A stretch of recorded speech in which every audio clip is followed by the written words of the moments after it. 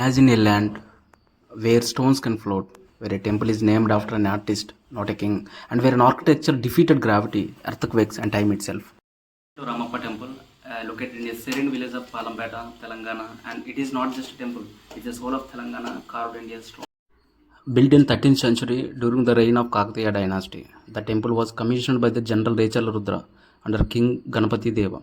Yet history close to remember not the king, not the general, but the master sculptor Ramappa, a rare honor in Indian history. So one of the greatest mysteries of the temple lies in its shikara. The bricks used are so light that they can float on water. These floating bricks helped the temple survive massive earthquakes that destroyed many other structures. The walls of the temple are adorned with more than 200 exquisite sculptures depicting dancers, magicians, warriors, and gods. Each sculpture reflects deep knowledge of human anatomy and classical dance forms. Even today, dancers study these carvings from inspiration. And so, when it comes to its foundation, it utilizes a sandbox technique where the foundation was filled with a mixture of sand, lime, jaggery, and black myrobalan float.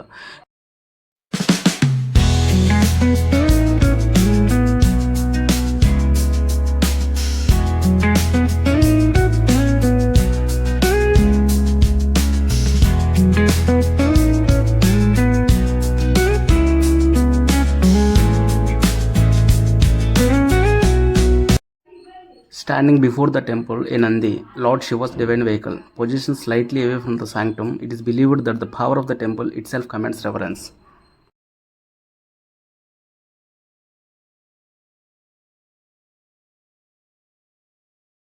Surrounded by green hills and silent waters of Rampa Pond, this temple does not announce its greatness loudly.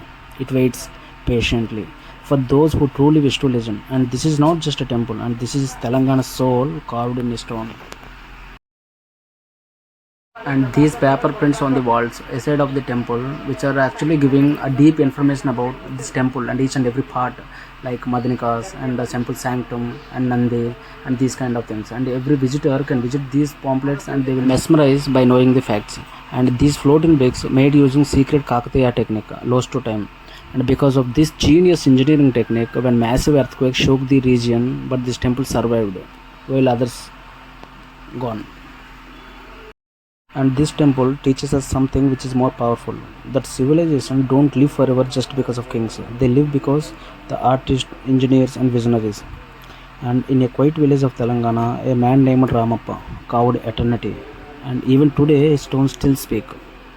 And one important thing here is, if you ever visit to Ramappa, don't just see the temple, listen to it.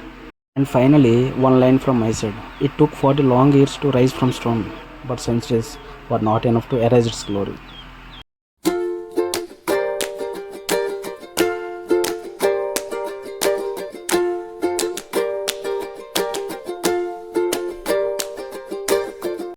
For centuries, this marvel being unnoticed by the world, but in 2021, history corrected itself. UNESCO recognized this temple a World Heritage Site, not because it's temple, not because it's religious, but because it represents human brilliance at its peak. Okay.